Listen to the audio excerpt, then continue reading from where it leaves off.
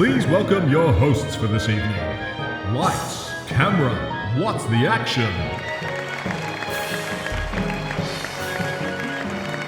Welcome to Lights, Camera, What's the Action, the podcast about betting on film and television awards. Yes, it is. I'm Tony Coca-Cola over there. You'll find him. He's quoting the Bible on a megaphone outside of Ned's because what they're doing is truly unholy. It's the Professor. Hello, Professor. We're at the pointy end of the season now, Tony. Great to be with you. Yes, and over there, well, he's way over there because he's not even here. Max Wren, he can't join us today, unfortunately. We're Maxless. So to quote the great Betty Davis, fasten your seatbelts. It's going to be a bumpy podcast. Tremendous foresight there from Betty Davis. She was way ahead of her time. Odds and ends. Well, we had BAFTA. And BAFTA always does whatever the hell it wants to, and we shouldn't be surprised, but we always are. How did you go with your BAFTA bets, Professor? Wow, what a telecast, Tony, for many reasons, many layers. I was ultra conservative with betting, with just a number of covers and options and 2 or 3 contenders in each race. I had the most invested into casting, and so this was just on the back of the statistic that I quoted last time, which is if you win the Rising Star or there's an actor win, then that corresponds 100% of the time with a casting win.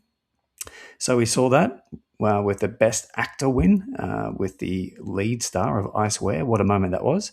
So one on casting with I Swear, which is at 3-1, one in cinematography, one battle after another, and a win on Mr. Nobody against Putin. So I lost the grand total of a cup of coffee pre-pandemic. Well, I was about to say that could be quite a lot, Professor, especially down I here. lost $3.50, Tony. Oh, well done. At a minus 2% profit on turnover. How did you go? Right. Well, I was similar with you. I was quite conservative, but all the bets I hit, unfortunately, were just sort of my cover bets. I also got one battle cinematography, also got I Swear for casting, also got Mr. Putin for doco. I got Sinner's original screenplay and Masaku as well. But all of that, like you, didn't even cover my outlay, resulting in a BAFTA POT of negative 15%. Tough day. I am just keeping my head above water this season. Yes. But Professor, please tell us, what have you been watching? Tony, we've been diving deep into the short category. So why don't we start with animated short, beginning with Butterfly. Now, I know that this is one that you're enthusiastic on. This is a nice political message. It's one that could win. I've got it to currently rank as a second favourite. Forever Green, I think someone needs to tell that composer to put down his instruments. There's just so much music in that. And a real wild robot rip-off. I didn't really enjoy that one. The Girl Who Cried Pearls, this would be one of my favourite shorts. It feels sort of technically superior to the rest of the bunch. The Three Sisters I found quite boring and unengaging. And The Retirement Plan, it's a nice concept, above average. What did you think? Well, yeah, I mentioned this last episode. There was no real standout for mine. I thought they were all pretty ordinary with nothing really outstanding. The Girl Who Cried Pearls definitely looks the best, agreed. But I think it's a pretty naff story, and I think it's a really bad ending. The Three Sisters, I think the style of that is this sort of line drawing, very basic and maybe a little bit too jokey to win. Retirement Plan, that's also very sort of basic style, line drawing style, and that's maybe a bit too light to win. Mm. Forever Green is very saccharine, and it finishes with a Bible quote. So I think, my God, it could be that could be a chance. But then there's Butterfly. The style is very primitive looking. They're almost like sort of primary school paintings. Mm. But to animate that style, I think must have been very, very difficult. So in terms of winning likelihood, I would place Butterfly 1, Girl Who Cried Pearls 2, and then it's a distant third. I would probably say Retirement Plan.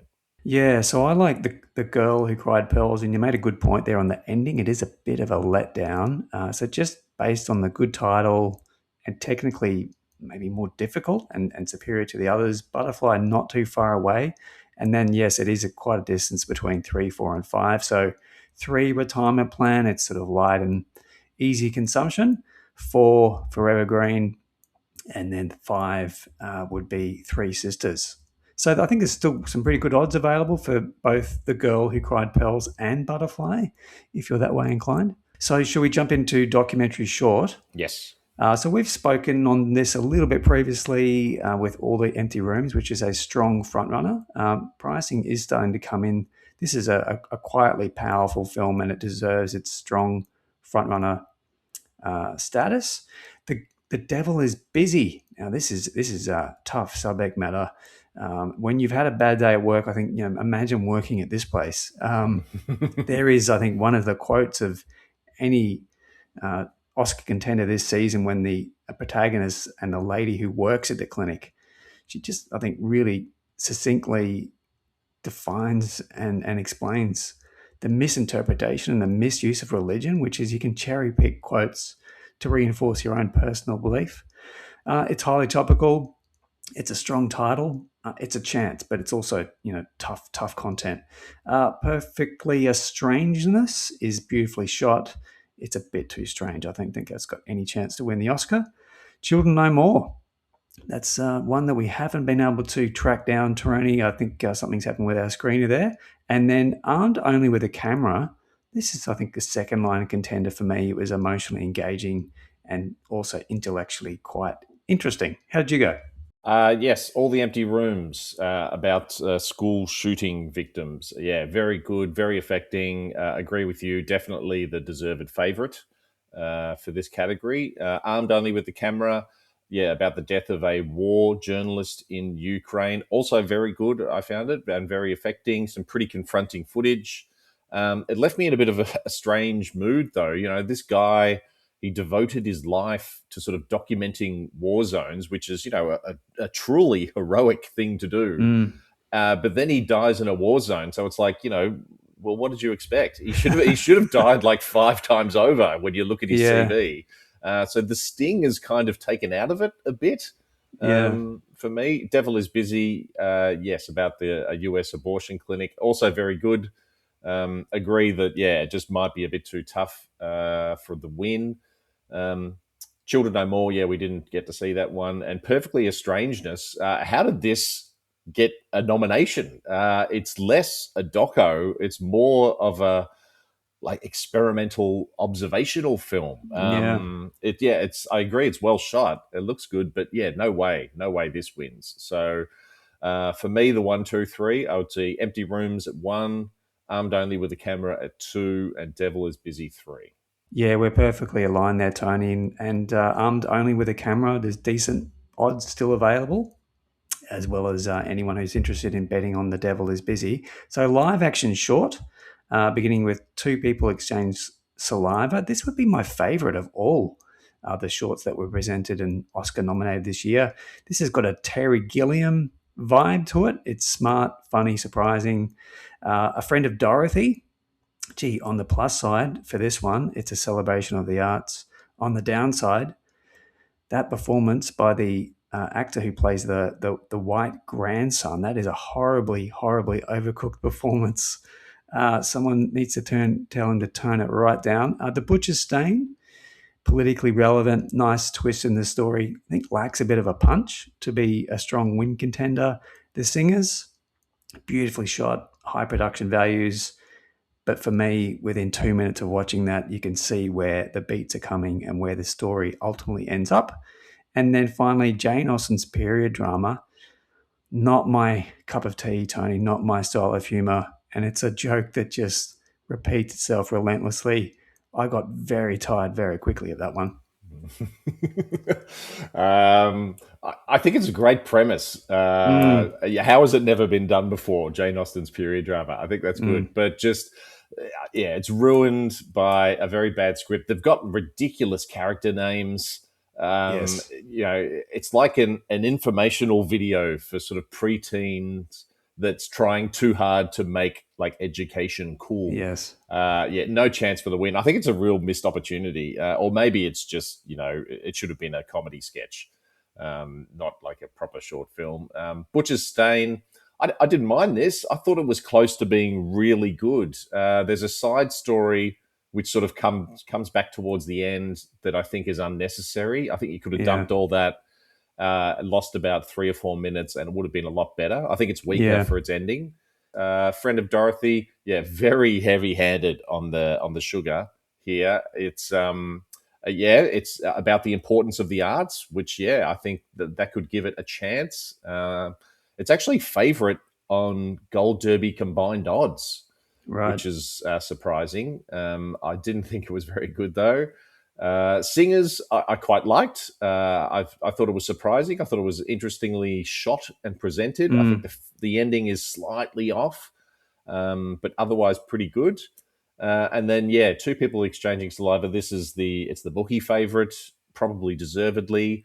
I did like it. I think it's science fiction, and the key premise is not explained too explicitly, Yes. which I think is good and bad for it. Yeah. But the world is realized really strongly. It's not as blunt as some of the other nominees, nor does it have a happy ending. I think it's a deserved favorite, but I think it's vulnerable. So my 1, 2, 3, I would actually have Singers 1, Really? Saliva 2, Wow. and Dorothy 3, but I'm really not confident in this category at all. Yeah, it's a tough category. I have a bet on Two People Exchanging Saliva, so that's number one, but without a high degree of conviction. Dorothy in second place, Butcher's Stain. There's probably some pro-Palestinian AMPAS voters who'll support that one. And then it's a fair way back with The Sinners and Jane Austen's period drama. But as Clayton Davis will say, Tony, anyone can win. Anyone can win on game day, that's right. Now, Professor, it is presently question time. Have we got any late mail questions? Got a spectacular question here, Tony. 3 of them from great friend of the show, JB, who has the handle Dizzy JB. And question number 1 is, if Sinners wins either PGA or most likely SAG, does the Best Picture race remain open? Well, we sort of addressed this a little last episode. I would say yes on both counts. If Sinners wins PGA, it is absolutely still alive. It would probably move into favoritism, outright favorite over One Battle, I would think, if it wins PGA. If Sinners doesn't win PGA, but it does win SAG Ensemble, and Kugler gives a great speech, then I think the door's still open. I'd give it like 15% for the picture win. Yeah, so I think the watch really is PGA. If Sinners wins that, we can definitely see the odds shorten. It may even go into favourite. Maybe. I mean, One Battle after another. As a Best Picture, I've got maybe a 70% win probability. Bookies have it at over 80% as a win probability. I think it's going to be a good weekend for Sinners. I agree that it's well placed to win Best Ensemble for SAG. And I hope Sinners does well, because it might present an opportunity to sort of top up a little bit on One Battle after another. But I think just a final point on that, Tony, these are going to be sort of American-leaning votes, and we can't forget how Sinners has underperformed with the international vote. And we've seen that twice, where Sinners did not win the major prize at BAFTA, and it was beaten by Hamnet at the Golden Globe. So the international voting body, which is about 30% of AMPAS, that they're going to vote elsewhere. So question number 2 is, with no BAFTA win and no SAG nomination, is it game over for Skarsgård and Lilias? I would say yes, game over to Lilias. I think she's well out. I don't think it's game over for Skarsgård, though. I think his Hollywood work history is too strong and too varied to be denied. And Penn, who's just shot into favoritism now after his BAFTA win, he's still a very prickly customer. Is he truly worth 3 Oscars? Do the Academy really think his talent is 3 Oscar worthy? I don't know about that. And yeah, so I think Skarsgård is still in it. Yeah, I agree on Lilias. It's game over for her, but hopefully we'll see more of her work in other films. For Skarsgård, I think if Penn wins SAG, it's looking like it's increasingly out of reach. But if it doesn't go to Penn at the Screen Actor Guild Awards, then I think the race remains quite open. So the final question then from Dizzy JB, if Chalamet misses with SAG as well as BAFTA, will the winner automatically be the Oscar front runner? Maybe not the front runner. Maybe like equal fave with Chalamet at best, I reckon. 9 nominations for Marty Supreme at the Oscars, equal third most. It's clearly a well-liked film at the Academy. If he misses SAG, it certainly makes him vulnerable, but I don't think it completely topples him. Yeah, I mean, BAFTA had something to say about Marty Supreme. 0 from 11, Tony. There's something about that film that just didn't hit with the Brits and the European vote. If Timmy doesn't win Screen Actor Guild Awards, I think it's going to go to Leo or Michael Jordan. Jordan is currently my predicted winner of the Screen Actor Guild Award. And if he wins, he's probably going to second favourite, isn't he, behind Timmy. Timmy's odds will be a little bit more enticing, perhaps, but I would expect that even if he doesn't win SAG, he will still remain the front runner to win Oscar. Now let's get to the long and the shorter things. What are you long and you short on this episode, Professor? Well, Tony, another friend of the show, Brando 9998, he posed a fantastic question to us last episode, and he speculated that Skarsgård was a presenter at BAFTA. And what did that mean? Well, it meant ultimately that Skarsgård... Cha-ching is what it meant.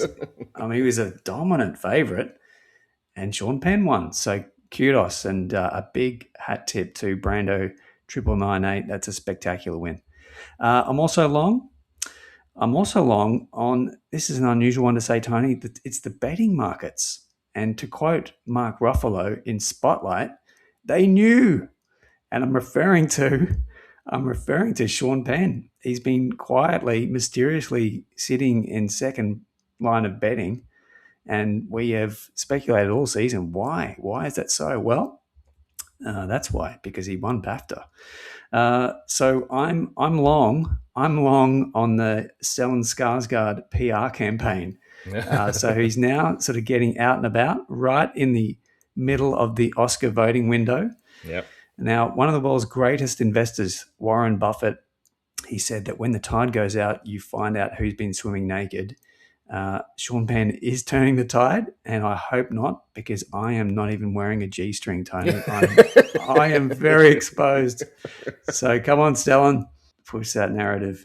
Well, I am long. I'll tell you what I'm long on. I'm long on an article at Gold Derby today where they interviewed SAG members about who they were voting for at the SAG Awards, and Rose Byrne convincingly beat out Jessie Buckley. Whoa. But I am short on the sample size of that survey, which is less than 0.1% of the total SAG-AFTRA membership. But hope continues, despite the overwhelming odds. Hope continues to spring eternal. Come on, Rose. It's your last chance. Come on, bring it. Well, I'm short on the 3 certainties in life: death, taxes, and stupid Oscar punditry. I mean, some of the stuff that's going on Twitter at the moment, where people are conflating their favorite film passion, I'm looking at you, Sinners, with logic. It's going to be a good weekend for Sinners, probably, but there's some people who are doing a lot of mental gymnastics to turn things towards their predicted outcome. Right. So we are recording this about 18 hours before the PGA Awards. Now, Sportsbet did have some PGA Award markets up, but not anymore, unfortunately. So we can't look at those odds, but we can look at SAG, which is March 1st, March 2nd Australian time. It's going to be broadcast on Netflix. Isn't that nice and neat for everybody? And Sportsbet only, unfortunately, with these odds.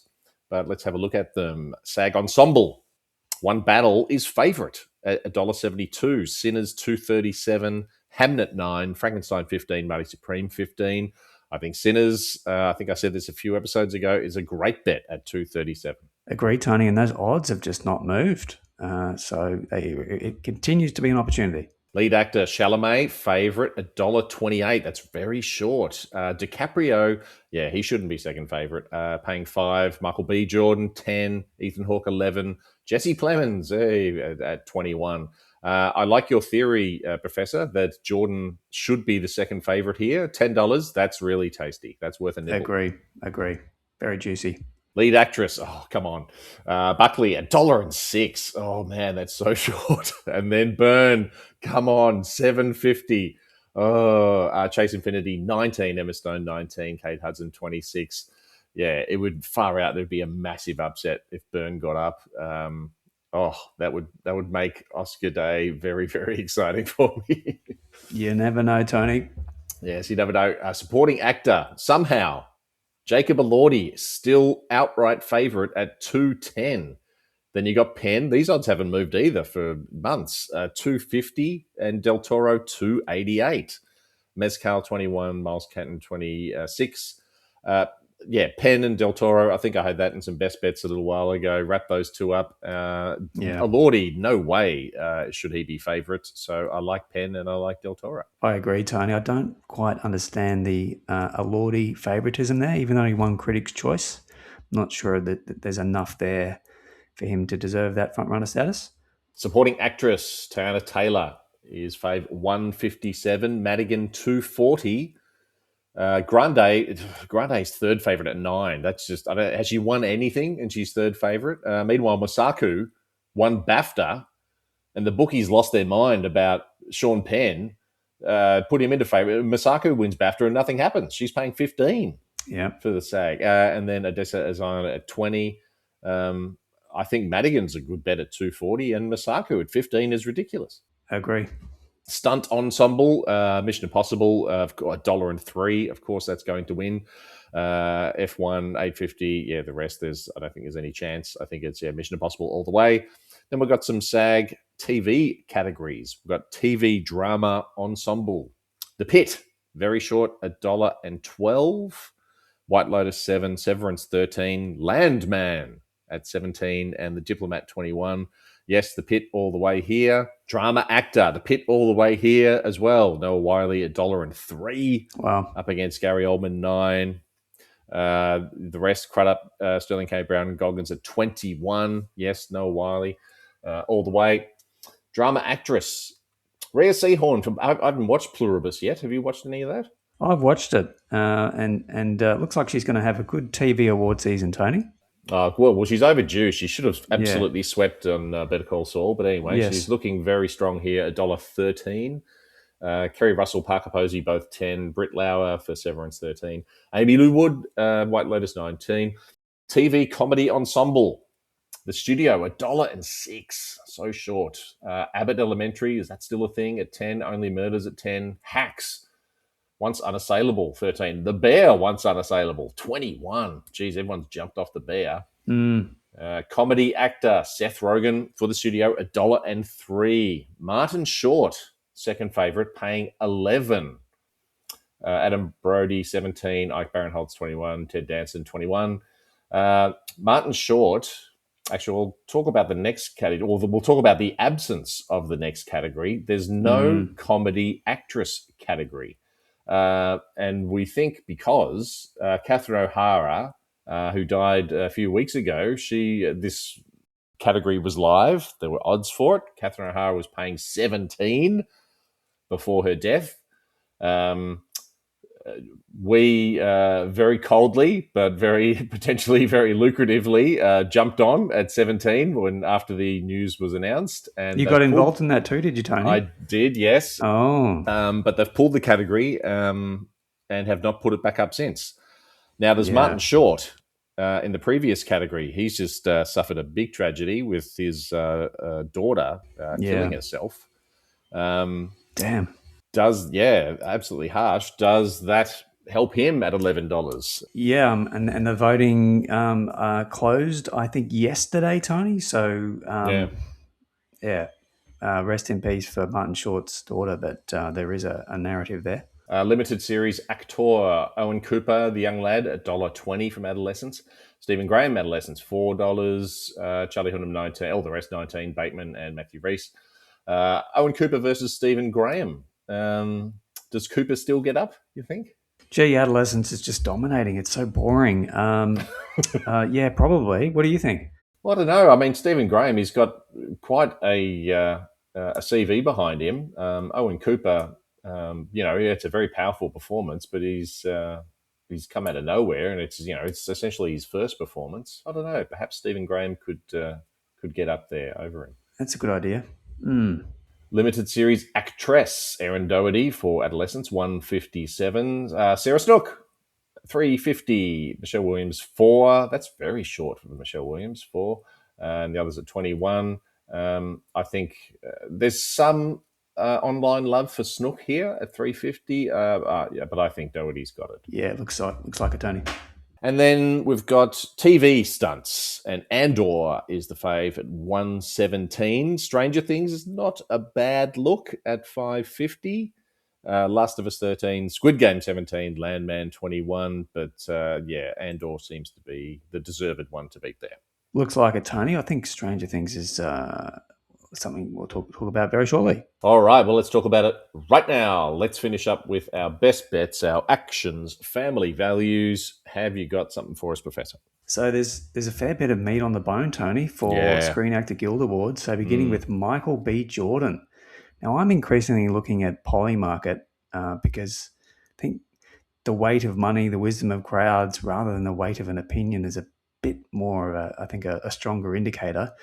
So Michael B. Jordan on Polymarket this morning, we're recording this on a Saturday afternoon, he has a 40% win probability, but bookmakers are rating him as a 10% chance at 10 to 1. That's a big gap. So it's a medium high to conviction there. And won't that turn the Best Actor Oscar race upside down if that happens? So TV drama actress, lower conviction for Kerry Russell for an upset win. TV stunt, Stranger Things, just a lower conviction for $5.50. Back into the film category of supporting actress, 2 contenders here. Wunmi Mosaku at 15 to 1. Yes, indeed. She has had a timely victory at BAFTA and is significantly underrated by the markets, paying 15. Now, Amy Madigan, big Beatty performance. She has a Polymarket win probability of 60%. Bookmakers have an opinion of 42% as a win probability, so at $2.40, that's a medium conviction win there. And then finally, for Martin Short, yes, indeed, he won't be attending this award, but at 11 to 1, maybe he just pulls enough sympathy votes.